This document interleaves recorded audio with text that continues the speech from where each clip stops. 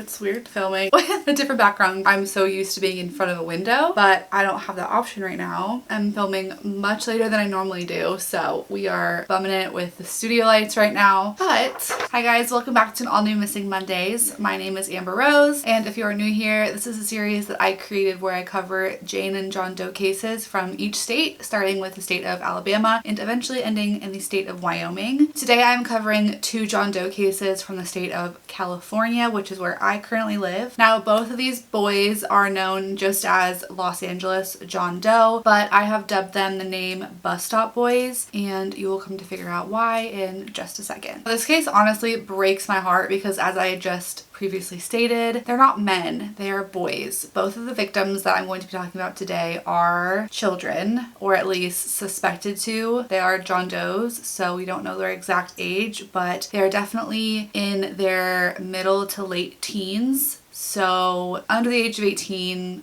still kids. Still really sad. Before we get started, I do want to put a graphic content warning that this video will depict themes of child death and gang violence. Now, if any of those themes are things that you are uncomfortable hearing about, feel free to click off. I'm sure there will be a different video for you in the future. And lastly, if you guys are new here, feel free to click that subscribe button and join my little family. I cover mainly true crime cases, Jane and John Doe cases, but I do lifestyle vlogging, I love fashion, I love photography, and I just got married. So I will have different videos coming for you guys soon. But with that, let's just get into the case.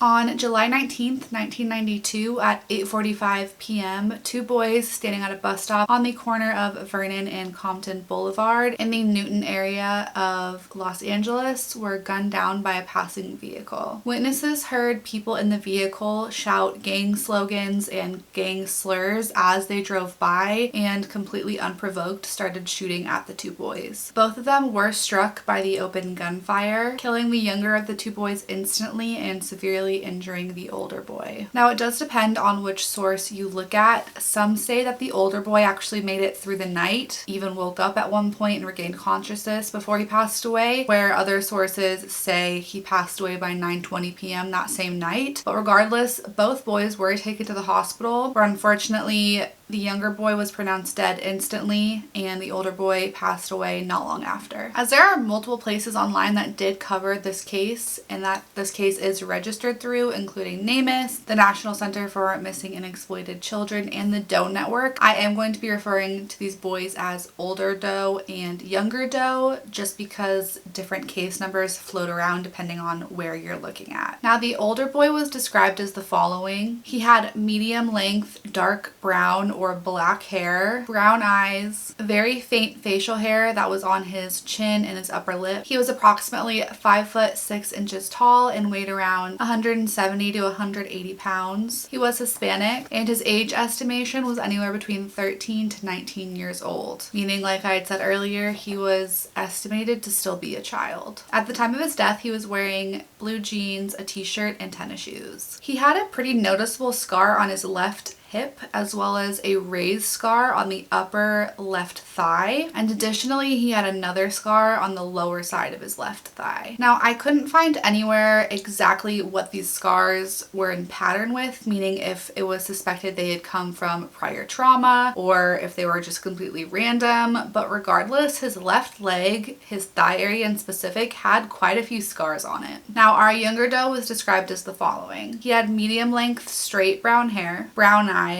a faint mustache on his upper lip. He was also 5 foot 6 inches tall, but he weighed approximately 128 pounds at the time of his death, and subsequently he had a little bit of a smaller build. He was just a smaller man. He was also thought to be Hispanic, and his age range was thought to be 12 to 17 years old. Again, a child. He was also found wearing blue jeans, a t-shirt, and tennis shoes, but he also had on a black Casio brand wristwatch. Additionally, he had a scar on his upper left arm. Now, for almost 30 years, both boys have remained unidentified, and as their shooting took place in 1992, it was standard for unidentified people to be cremated. Unfortunately, this is the worst case scenario when it comes to Jane and John Doe cases because it means that their body can never be re-exhumed for additional DNA testing, which makes it significantly more difficult to identify down the road if there is a possible match or additional family members brought in. It's just unfortunate, but at that time in 1992, DNA evidence and just the collection of DNA in general was honestly in its infancy. It's nowhere near as advanced as it is today, but regardless, there is a full dental record and fingerprints for both does. And these pieces of evidence are on file with the LA County Coroner's Office. Unfortunately though, there was insufficient evidence to collect a full DNA profile, which is something that they never will get back. Now, the information surrounding who the boys are and exactly what led up to their death is very slim, but here's all the information that we do know. Neither boys had any type of identification on them, and although multiple people did come forward saying they recognized the boys, not one person came forward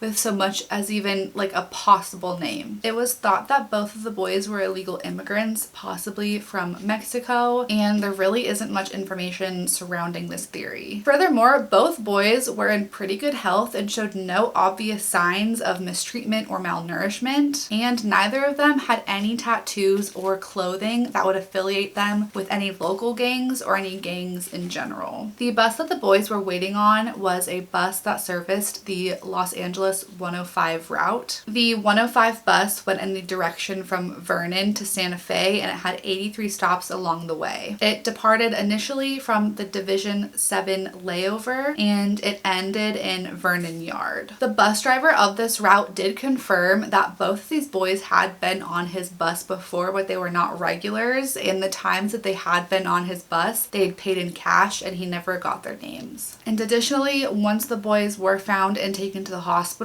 there was only spare change found in their pockets. No wallets, no IDs, not even so much as a receipt to track their steps of where they may have been or find additional people they might have known. No one to this day has come forward claiming to know the boys, and to the best of investigators' knowledge, if they were local to the Los Angeles area, a missing person report has never been filed for either boy. Both of the boys were shot with a small caliber handgun, and eyewitness accounts from the shooting stated that the vehicle that the boys were shot at from was a large navy blue car with a white top. Now online you can view multiple different post-mortem images from both of the boys. I will obviously not be putting them on the screen for you, but if you are interested in what they looked like opposed to their artist renderings, you can go view them, and it's very obvious they have a striking resemblance. I can't help but wonder if they might have been brothers or cousins or related in some way or another, or if they were just really good friends. I mean, I know when I was younger, one of my best friends, we looked a lot alike and we were always mistaken for each other. It's truly baffling to me. Most likely though, they're not from the area, which would account for as why they've never been accounted for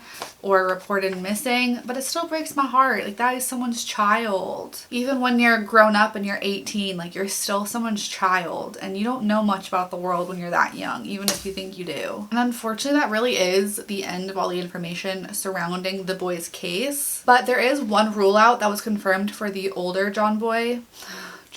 There is one rule out that was confirmed for the older of the two does, and I'm just going to quickly go over it. The boy that was ruled out to be our older John Doe was a boy by the name of Michael Joseph Miranda. Michael was 18 years old when he went missing on July 13th of 1992 in a place called Porterville, California. Porterville is located around 160 miles north of Los Angeles. He was last seen on the morning of July 13th, which was 6 days before the shooting happened in Los Angeles of our two John Does. But regardless, Michael was last seen going hiking, and he was by himself, which you should never go hiking by yourself, but regardless, he was by himself and he was hiking just outside of Porterville. He wasn't reported missing for 3 days when someone in his circle of people that he knew realized that he had never come back and hadn't been seen since the 13th. He was Hispanic and had brown hair and brown eyes, just like our John Doe, but he stood at 5 foot 11 inches and weighed 190 pounds, which is quite a difference from the measurements of our John Doe. He was wearing a red t-shirt, gray shorts, and tan or brown work boots at the time of his disappearance. He drove a 1984 tan Mazda pickup truck, which was located a day later on July 14th of 1992, completely abandoned. Now, there's conflicting information about exactly where his vehicle was found. The Charlie Project reports that his vehicle was found on Highway 190 near Angel Falls, California, and east of Springville, California, which is roughly around 16 miles away from where he was last seen. Whereas NamUs states that his vehicle was located in Camp Wishin, California, which is roughly around 28 miles from where he was last seen. Regardless, his vehicle was found abandoned and there was no signs of him in or around the vehicle. Another interesting side to his disappearance is that although he's listed as endangered missing, he is presumed to be dead, which is very confusing, but let me explain. Reports that have been gathered over the years